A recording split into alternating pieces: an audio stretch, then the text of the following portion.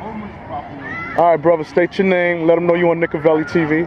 Sebastian Forte, talking about the New York Knicks on Knikaveli TV. All right, there we go, man. So let me ask you this, man. How long you been a Knicks fan?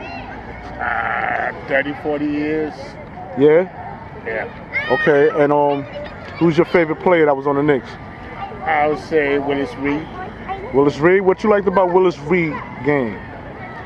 Well, during the Willis Reed era, the Knicks was, and the NBA was about great centers. Okay. And I consider him one of the 3 best centers in the league. I'm a great Patrick Ewing fan, too. Yeah. Would you rate Patrick Ewing over Willis Reed? Some say he's the greatest center of all time. Some say Willis Reed was the greatest center of all time. I'm hearing them 2 names, so this before my time. I'm Knikaveli. I was born in '72, and if I'm not mistaken, that was the year the Knicks won the championship. So I can't vouch for that. Give me a little bit of history lessons on my New York Knicks. Patrick Ewing was the better basketball player. Okay, I grew up watching Patrick Ewing. Willis Reed was the better rebounder. Really? Yeah, better defensive player. Okay. Patrick Ewing's skills were basically offensive. That's when he was at his best. Okay. Defensively, he could be a liability. Willis Reed was at his apex defensively. He was the stellar of the Knicks defense. And at the time, to have a big man holding down the defense, the middle was paramount in basketball. Okay. Very important. So, but when you talk about total basketball, Clyde FRAZIER and Earl Monroe was the 2 best backcourt the Knicks ever had. Really? Yes. Ever. Talk to me about Clyde FRAZIER game. Because, the youth today, we know him from his colorful suits, forth like that.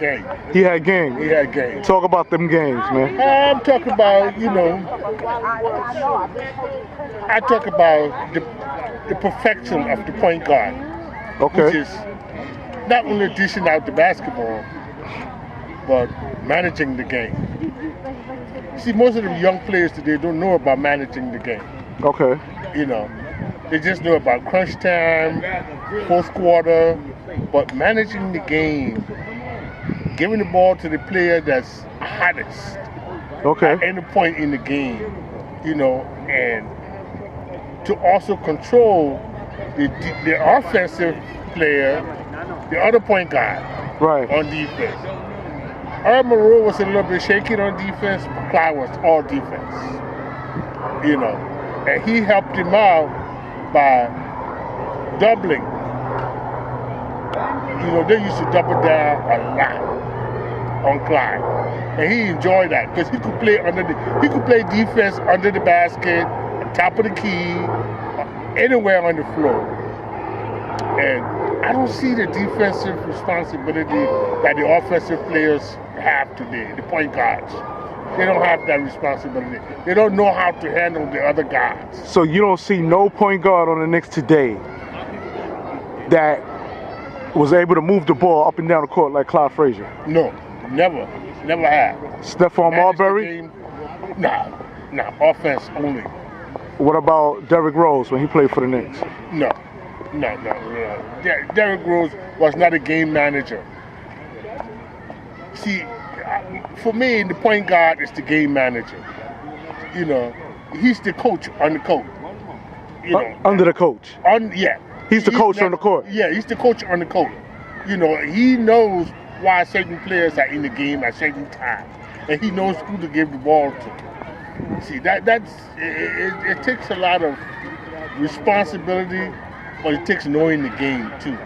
See, I just think that if you got the skills, you can put the ball in the basket. Right. But to play the game for the time allotted, 48 minutes, go out there, control the game, control the score, make sure everybody is in the game at all times. I'm telling you, Clyde FRAZIER was apex, best. Wow. Yeah. I mean, they had other point guards in the league. Right? Defense and offense, I'd say CLYDE. Okay, and what about Bradley? School me on Bradley. What was his position and what was his type of game? If you watch the Cleveland Cavaliers now, Bradley was more of a Kevin Love. Okay. You know, he's the guy who can get you that basket, 2 or 3 baskets in a row. But, you know, just like most forwards, they kind of disappear in the game. You know, while the game is going, if they don't get the ball, they disappear.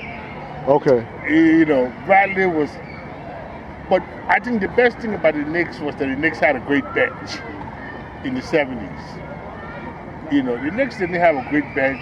They had an okay bench with Patrick Ewing. But the bench play during the early days was very, very important. Okay. You know, guys coming off the bench with knowing exactly what to do and what they came in for was so important. And I think the coaching was better then, too. Think the coach was better then? Yeah. If I'm not mistaken, the Knicks just got rid of Phil Jackson. And Phil Jackson was playing for the Knicks at one time, too. Yeah. Was he as good as a player as he was a coach? He was never as good a coach. He just had a great team with Scottie Pippen and Michael J. I mean, he had a great team. He knew the game. He understood.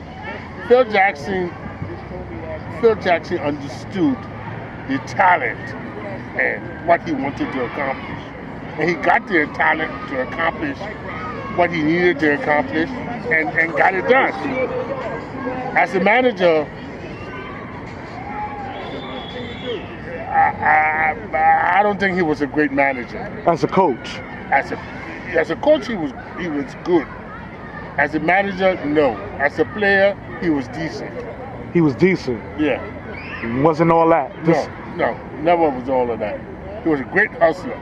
Great hustler. He understood the game. Okay. You know? I mean, Phil Jackson could play a whole quarter and take 2 shots, but you would still know Phil Jackson was on the floor. He never disappeared. Even though he didn't get the basketball. I mean, guys play defense. People don't realize the defensive part of the ball, to me, is more important than the offense. Okay. Right, because if the defense is effective, you can't score. Yeah. I agree. Know, if you're not scoring and the other guy's not scoring, you just about even. Right. You know. Right. But I really, really like Earl Monroe. Earl the Pearl? Oh, yeah. Black Jesus? Yeah, man. Let's talk about Black Jesus. You know, I mean, he was just, you know, that was during the days of the ABA, too. He was smooth, you know, he had the George Gervin move. He's a guy who could get the ball in the basket easily. I mean, just make it look so effortless. You know, it was fantastic. Now, let me ask you this. If the Knicks of the 90s, when you had Patrick Ewing, John Starks, Anthony Mason, Charles Oakley, do you think they would have been able to compete with Clyde Frazier, Bradley, Earl the Pearl, Willis Reed? They would have lost. Which team would have lost? The Patrick Ewing team. Would have lost? Oh, yeah. Even though you telling Knikaveli that Patrick Ewing was a better center than Willis Reed. That came out your mouth. You told me this. Yes, I did. Okay, but you saying team by team, player for player, Patrick Ewing would have took the L? Oh, yeah. They had a better team then. You know, I mean, the Knicks have had good teams, great teams over the years. Okay. You know, but for me, great teams come up after 82 games. When the playoff starts, the guys come out to play. Right. You know, I'm about the playoffs. I don't even watch most of the regular season games. They're like 82 game of practices. When the playoff starts, win and go home, lose or go home, man, I'm telling you, this is when the real talent comes out. Right, because they're playing their hearts out. Yeah, they want that ring. Know, it's like, if we don't do it, we got to do it night in and night out. You can't, you know, like you can get lax during the regular season for a quarter, for a 2, for a game or 2. During the playoffs, You don't have that. Injured or not, hurting or not, you got to bring it. So let me ask you this. Do you remember who was coaching the Knicks during the 70s? When Earl the Pearl and Willis Reed and Bradley and all these players? Oh gosh, what was his name? What was the white boy's name?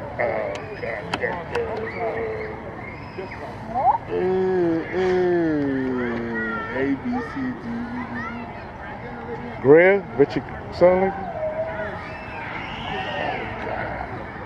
It's all right, man. I mean, you doing good, man. You going back almost 40 years, man.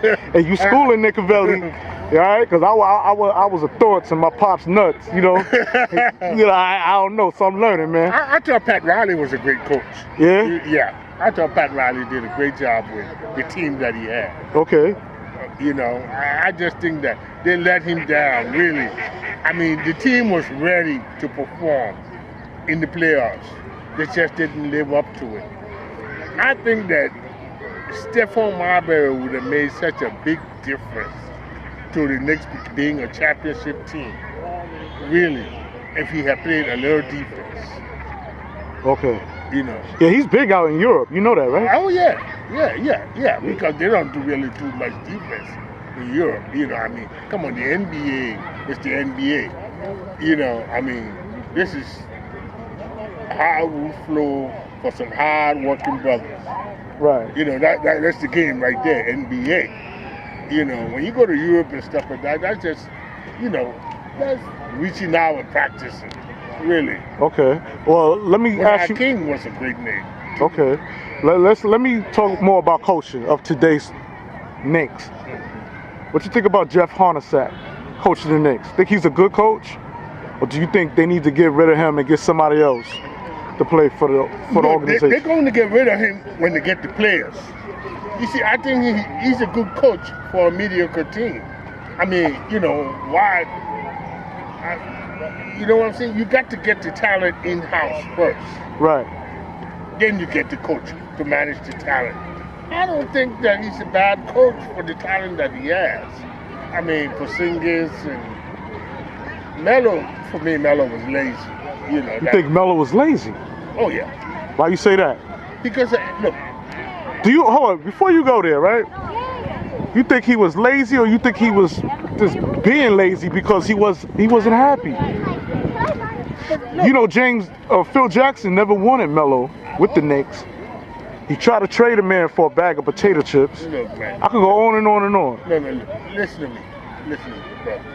If you are a performer, you understand what I'm saying? If you are a performer and you're getting paid to perform, you know, all the other circumstances have to just, you got to put it behind you. When you get on that floor, you perform. And I think too many nights Melo didn't perform for the Knicks. Come on, it's not how somebody treats you. It's that somebody have you there to do a job. Do your job. That's it. Forget the personality, fashions, and all of that. You got to do your job. You know? All right, man. Listen, I want to thank you for your time. I appreciate it. Let the world know you on Knikaveli TV. Okay, we are talking about Knicks basketball again on Knikaveli TV with Knikaveli himself. Yo, I appreciate you, man. You school Knikaveli, and you're going to school a lot of youth who are going to tune into this channel, man. 'Cause like I said, I wasn't born in. I was just coming into this world to do what I'm doing right now. 40-something years later, sit on this bench and be schooled and learn about Black Jesus, Earl the Pearl, Clyde Frazier, you know, Willis Reed, Bradley, okay. And what was the sixth man coming off the bench? Was it Phil Jackson? No, Phil Jackson was the sixth man. He's a brother, man. All defensive specialists.